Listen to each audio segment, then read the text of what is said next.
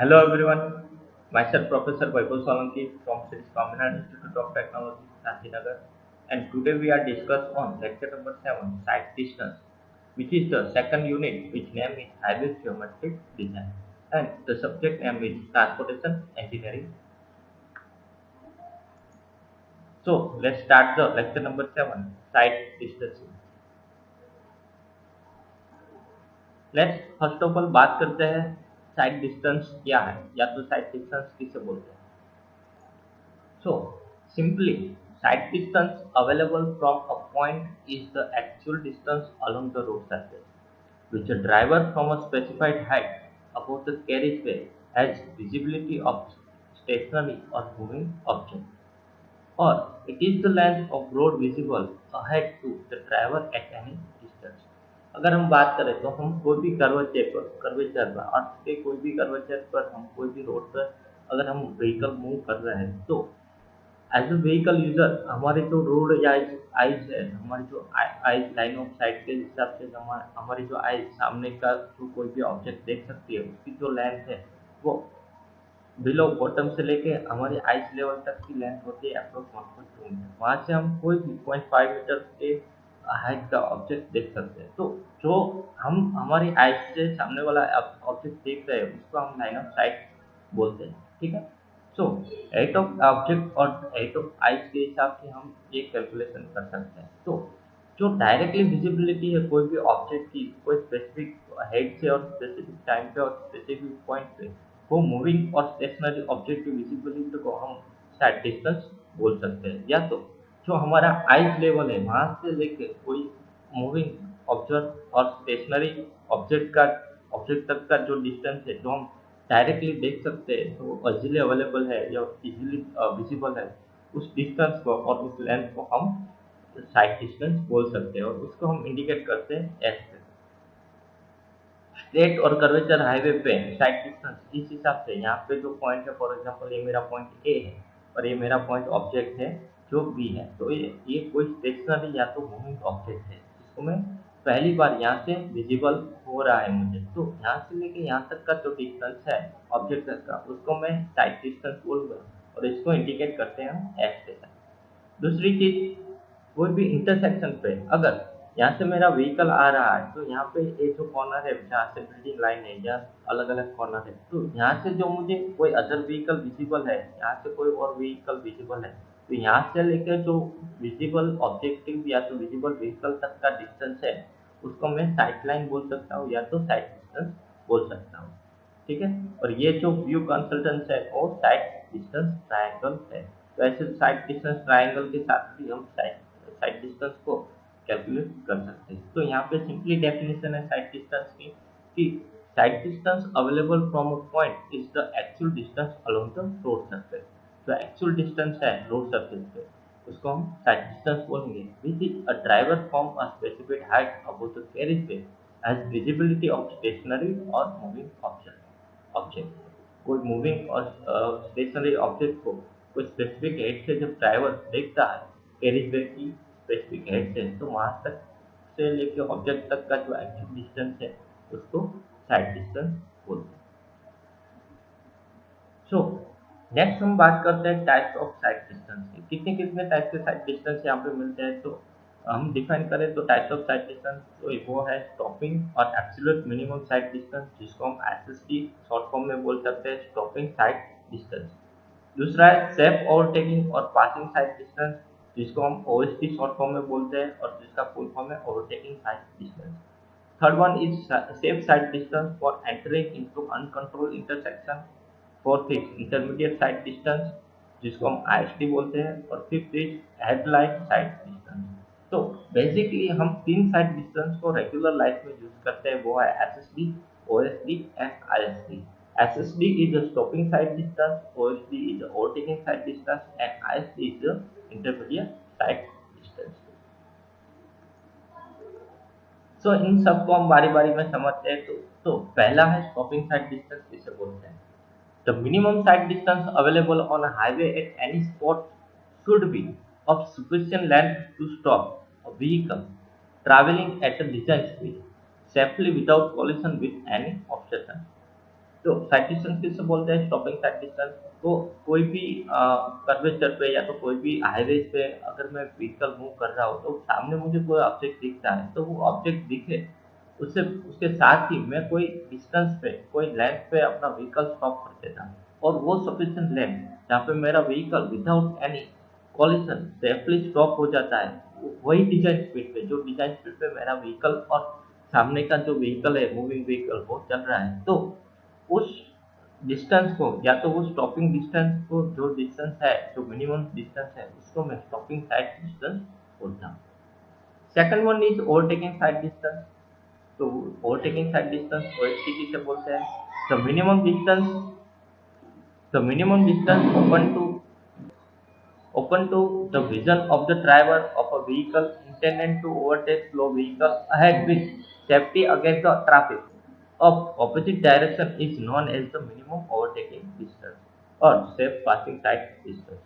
तो क्या डेफिनेशन है? Minimum distance open to the vision of the driver and of a vehicle intending to overtake slow vehicle ahead with the safety against the traffic opposite direction.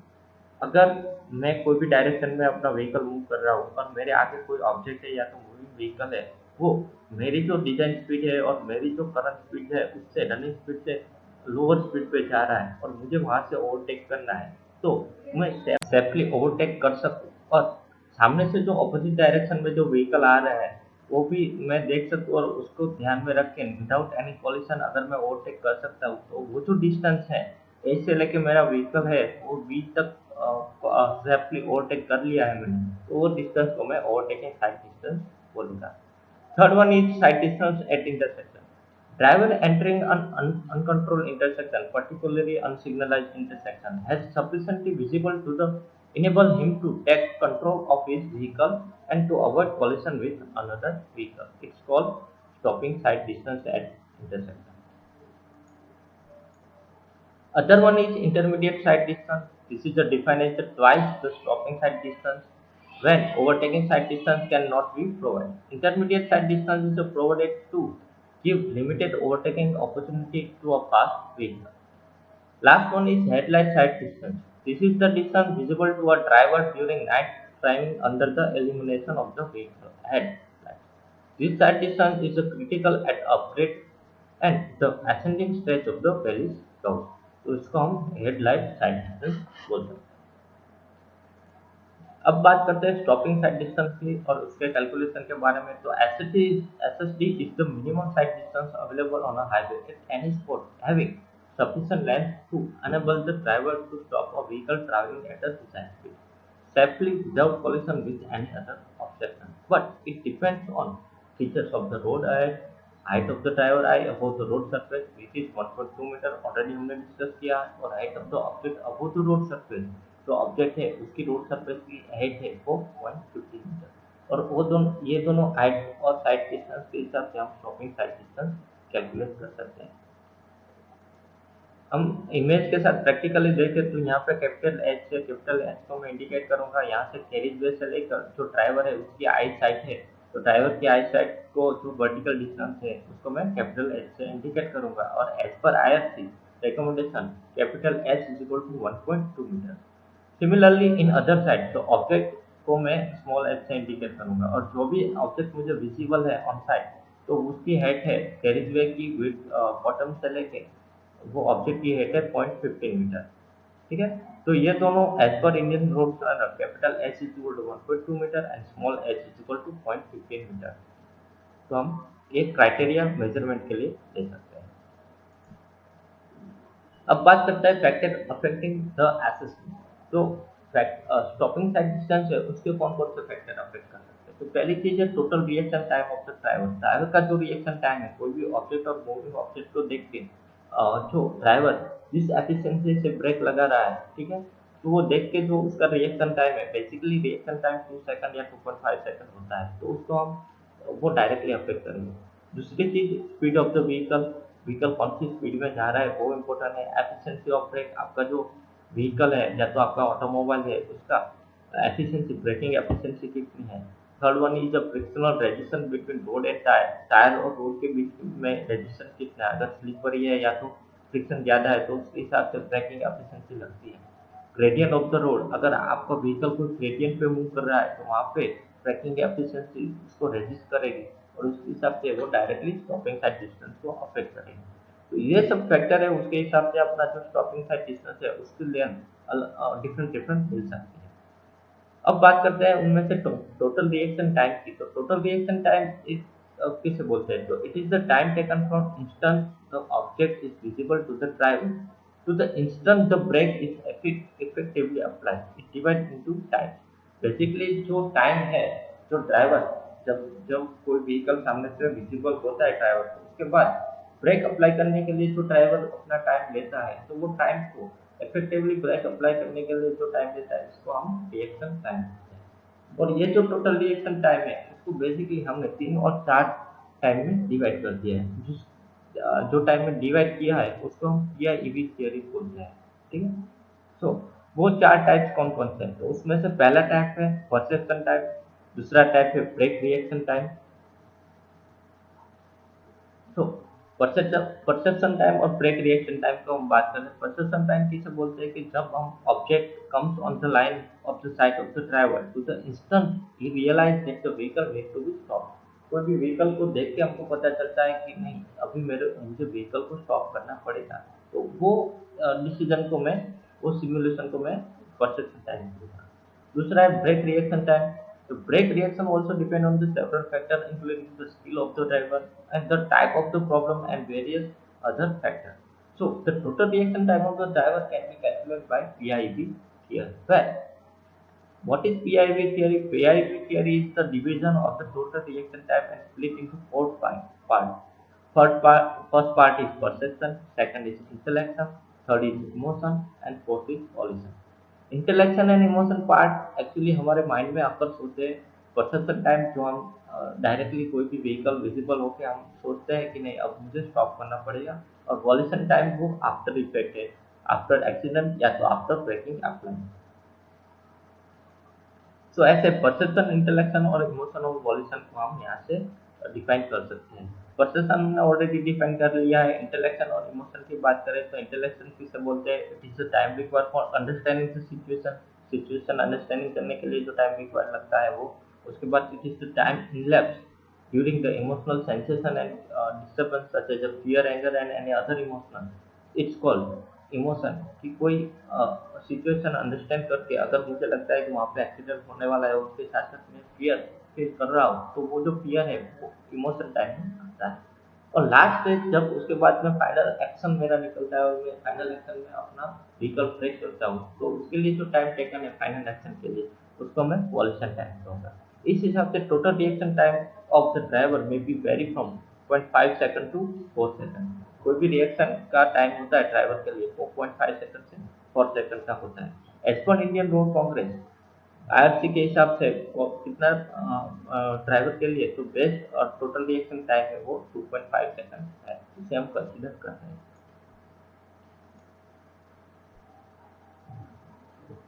Analysis of stopping side distance. Stopping side distance is the sum of leg distance and braking distance. अब हम leg distance और braking distance को समझते हैं। तो leg distance किसे बोलते हैं? It is the distance and the vehicle travel during the reaction time.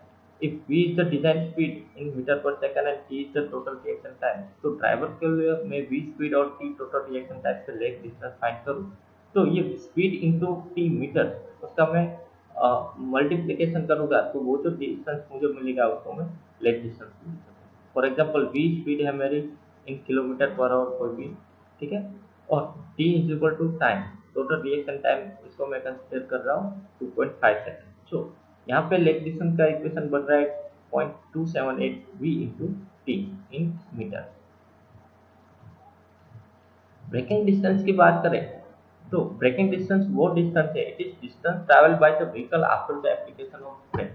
Leg distance जो मैं अप्लाई करूंगा जब मुझे लगेगा कि वहां से सामने से कोई ऑब्जेक्ट है और मुझे यहाँ से ब्रेक लगानी पड़ेगी, तो वो जो टाइम जाएगा उस टाइम और वो स्पीड के हिसाब से और टाइम के रिएक्शन टाइम के हिसाब से जो टाइम जाएगा उसको मैं लेग डिस्टेंस बोलूंगा, जिस वक्त मैं ब्रेक लगा रहा हूँ। और ब्रेक लगाने के बाद जो व्हीकल मेरा मूव करेगा उसको मैं ब्रेकिंग डिस्टेंस बोलूंगा। It is the distance traveled by the vehicle after the application of brake. For level road This is obtained by the equating the work done in stopping the vehicle and the kinetic energy of the vehicle. Work done against the friction force in the stopping the vehicle is F into I, where FWI, where W is the total weight of the vehicle,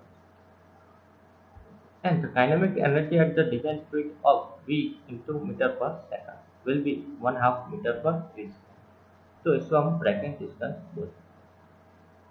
तो यहाँ पे some calculation दिया गया है breaking distance के लिए V square upon T जो simple equation बन रहा है ब्रेकिंग के लिए वी स्क्वायर अपॉन टी। तो टोटल स्टॉपिंग साइड डिस्टेंस को हम एज ए इक्वेशन लिखें तो lag distance plus braking distance को मैं एसएसटी बोलूंगा। Lag distance before application of brake and braking distance after application of brake. Before application of brake lag distance हमने जो equation में देखा तो वो इक्वेशन बना मेरा 0.278 v into t and after application of brake मेरा इक्वेशन है v square into 2gf जो ब्रेकिंग डिस्टेंस है v square into 2gf। तो टोटल मेरा स्टॉपिंग साइड डिस्टेंस के लिए जो इक्वेशन रहेगा वो रहेगा मेरा 0.278 v into t, v is equal to vehicle speed into t plus small v square upon 254 f।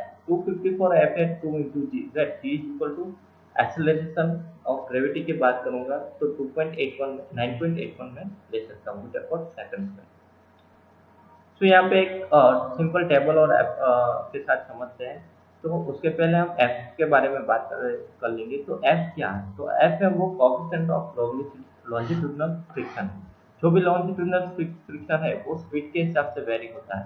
तो longitudinal friction at 30 kilometre per hour पे मेरा लॉन्जिट्यूडिनल फ्रिक्शन रहेगा 0.40, 40 किलोमीटर पे 0.38, 50 किलोमीटर पे 0.37, 60 किलोमीटर पे 0.36 और अबो 18 किलोमीटर पे रहेगा मेरा 0.35। So two way traffic single lane road SST is equal to 2 into SST. अगर मेरा two way traffic single road है तो मेरा साइड डिस्टेंस कितना होगा? तो मैं डबल कर दूंगा, साइड डिस्टेंस होगा।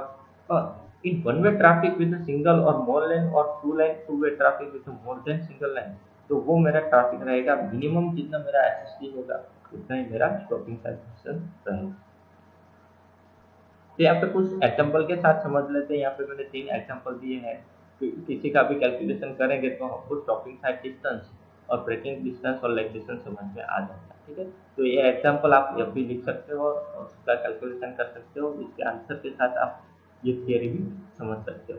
सो कोई भी एक एग्जांपल में हम डिस्कशन करते हैं तो calculate the stopping sight distance for a design speed 15 kilometre per our to way traffic on two lane and to way traffic on single lane. तो हमने आगे बात की इस हिसाब से to way traffic on two lane और single lane के लिए हम स्टॉपिंग साइड डिस्टेंस देख सकते हैं। तो to way traffic on single lane के लिए जो मेरा एसएसटी बनेगा वो 2 into एसएसटी होगा। जहाँ पे अभी जो मेरा एसएसटी का कैलकुलेशन मैं करूँगा तो यहाँ पे कितनी स्पीड दी गई है मुझे 15 kilometre per our. 15 kilometre per our के हिसाब से मेरा एफ बन रहा है 0.37। तो यहाँ में मैं 0.37 15 किलोमीटर पर आवर को मैं मीटर पर सेकंड में कन्वर्ट करके यहाँ पे मैं रखूंगा कैपिटल की पी है तो वह मेरा किलोमीटर पर आवर में रहेगा और यहाँ पे सब वैल्यू डाल के जो मुझे एसएचए की वैल्यू मिलेगी उसको मैं डबल कर दूंगा तो यहाँ पे मुझे टू वे ट्रैफिक के लिए मिलेगा। Similarly two way traffic on single lane के लिए हमने दूसरी कंडीशन है वो फॉलो करेंगे तो जिसमें जितना भी आपको एसएचए मिलेगा वही एसएचए आपका to way traffic on single lane के लिए मिलेगा। उस हिसाब से आप ये सब एग्जाम्पल कैलकुलेट कर सकते हैं।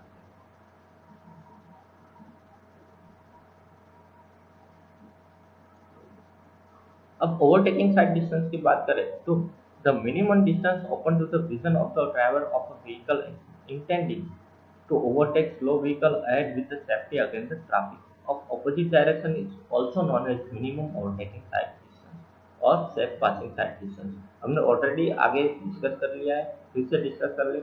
अगर मैं किसी हाईवे पे या तो किसी सरफेस पे मेरा व्हीकल मूव कर रहा हूँ और मेरे आगे कोई ऑब्जेक्ट है वो स्लो डाउन व्हीकल है या तो स्लो मूविंग व्हीकल है, उसको मुझे ओवरटेक करना है तो उसके ओवरटेक के साथ साथ मैं सामने भी देखूंगा कि अदर लाइन पे जो सामने से ऑपोजिट डायरेक्शन में आ रहा है वो व्हीकल के साथ मेरा कॉलिशन ना हो और मैं सेफली ओवरटेक कर लूँ अपनी स्पीड बढ़ा के। तो वो स्पीड बढ़ा के मैंने जितने डिस्टेंस पे ओवरटेक किया वो ओवरटेकिंग डिस्टेंस को मैं ओवरटेकिंग साइड डिस्टेंस बोलूँगा।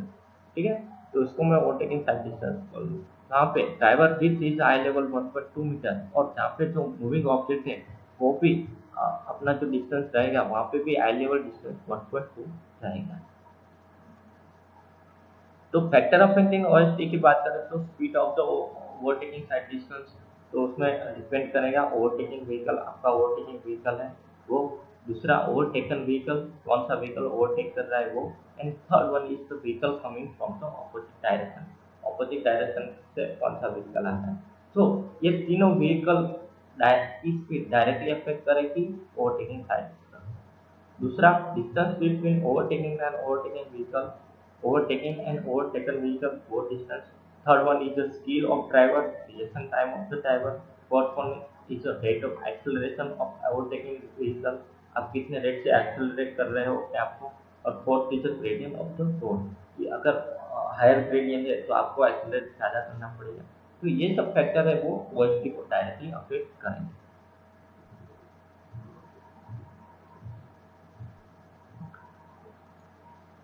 एनालिसिस ऑफ ओएसडी देख ले तो हमने जिस हिसाब से एक्सप्लेन किया, तो d1 is the distance travel by the overtaking vehicle. जो ओवरटेकिंग व्हीकल है वो जो d1 डिस्टेंस पार कर रहा है, a is the during the reaction time and t is the second. कोई भी ओवरटेकिंग व्हीकल a में ले लो तो वो अपनी पोजीशन पे a1 से a2 तक मूव कर रहा है।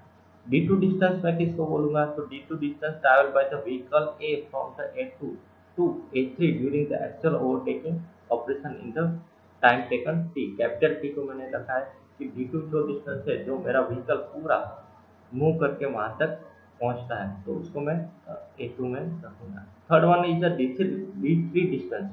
d3 डिस्टेंस मैं किसको बोलूंगा कि is the distance travel by the oncoming vehicle c from c1 to c2 on that time. अगर मेरा ओवरटेकन व्हीकल है a2, ओवरटेकिंग व्हीकल है मेरा a1, और मैं a2 को ओवरटेकिंग करके a3 तक पहुंचता हूँ, ठीक है, a3 मेरे कोई ड्यूरिंग कंडीशन है, वहां तक पहुंचता हूँ, तो ये जो डिस्टेंस को मैं d1 और d2 बोलूँ, तो थर्ड वन डिस्टेंस कौन सा है, तो उसके सामने से अगर मैं अदर लाइन से कोई व्हीकल आ रहा है, उसको मैं व्हीकल c बोलूँ, तो वही व्हीकल उसी टाइम पे c1 से c2 तक मूव कर रहा है आपके ऑपोजिट डायरेक्शन में, और वहां तक का जो लेंथ और टाइम टेकन है उसको मैं कैपिटल टी, और वहां तक की जो लेंथ है उसको मैं d3 इंडिकेट करूँगा। तो यहाँ पर b इज द ओवरटेकन और स्लो व्हीकल है, तो आपका जो b व्हीकल है वो ओवरटेकन और स्लो व्हीकल। ये इस कैलकुलेशन को मैं इक्वेशन में डालूं तो overtaking side distance is equal to d1 plus d2 plus d3, ये तीनों जो डिस्टेंस है उसका मैं टोटल कैलकुलेशन करूँ तो मुझे ओएसडी मिल जाएगा।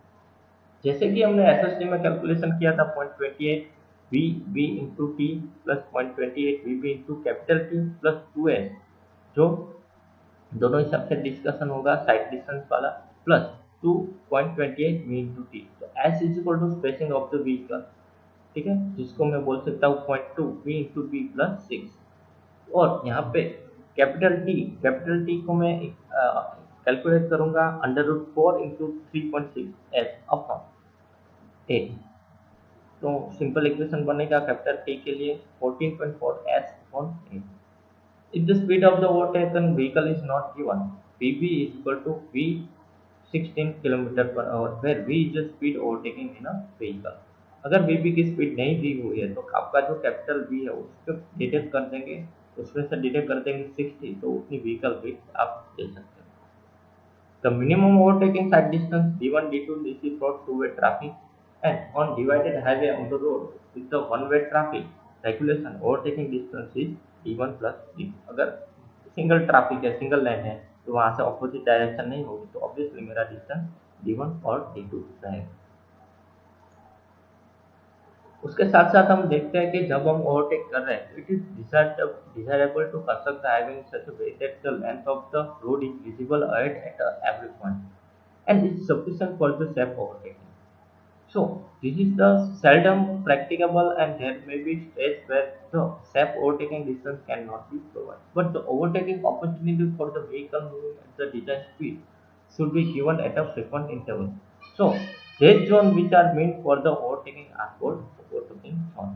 हम इसका मतलब है कि हम कोई भी डिजाइन स्पीड पे अगर हमें ओवरटेकिंग करना है, बट वो टू वे और सिंगल वे पे अगर मुझे कोई एक्स्ट्रा स्पेस नहीं दी गई ओवरटेक के लिए, तो मैं ओवरटेक नहीं करूंगा। पर वही डिजाइन स्पीड पे अगर मैं कोई ऐसा ओवरटेक जोन डिसाइड कर लूँ कि यहाँ से मैं मैक्सिमम ओवरटेक कर सकता हूँ स्लो मूविंग व्हीकल के लिए, तो वो जोन है, तो एक्स्ट्रा बिट हम प्रोवाइड कर रहे हैं वो एक्स्ट्रा बिट आगे को प्रोवाइड कर रहे हैं वो एक्स्ट्रा बिट को मैं ओवरटेकिंग जोन बोलूंगा।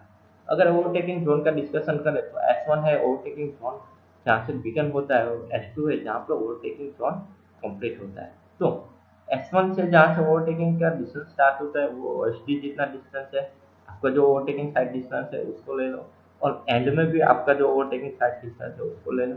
उसके बीच में जो 3 to 5 टाइम्स आपका जो OSD आएगा उसको हम कैलकुलेट कर सकते हैं, उतना डिस्टेंस हमको रखना पड़ेगा, और वो जो डिस्टेंस है वो डिस्टेंस के हिसाब से हम ओवरटेकिंग जोन बना सकते हैं। ठीक है, तो यहाँ पे हम क्लियरली एक दो एग्जांपल के साथ ओएसडी का कैलकुलेशन देख सकते हैं। तो वो है speed of the vehicle, overtaken and overtaken vehicle की यहाँ पे दो स्पीड है, रिस्पेक्टिव टू वे ट्रैफिक दिया हुआ है और एक्सेलरेशन दिया हुआ है। तो उसके हिसाब से calculate shape overtaking side distance, calculate the minimum and desirable length of overtaking zone, and draw the neat and sketch zone of overtaking, neat sketch of overtaking zone। तो ये तीनों चीजें आप इस एग्जाम्पल के साथ कर सकते हो। उसके अलावा दूसरा भी एग्जाम्पल दिया है जिसमें आप सुटेबल डेटा लेके आप OSD का कैलकुलेशन कर सकते हो। तो जिस हिसाब से आप आज हमने एनालिसिस ऑफ SSD और एनालिसिस ऑफ OSD देखा, वो दोनों GTU एग्जामिनेशन के लिए बहुत ही इंपॉर्टेंट है। इनके एग्जाम्पल हमने यहाँ पे जो एग्जाम्पल दिए हैं वो भी इम्पोर्टेंट है, वो भी एक्चुअली रेगुलर ईयर पे रेगुलरली एग्जाम में आ रहे हैं, तो हम वो देख सकते हैं। तो यहाँ तक आपको किसी को समझ में नहीं आए तो कोई भी डिस्कशन आप कर सकते हो। सो यहाँ तक आज का topic lecture number 7 side distance complete होगा। इसके साथ अपने नेक्स्ट लेक्चर में हम lecture number 8 design of horizontal alignment के बारे में डिस्कस करेंगे। So thank you so much.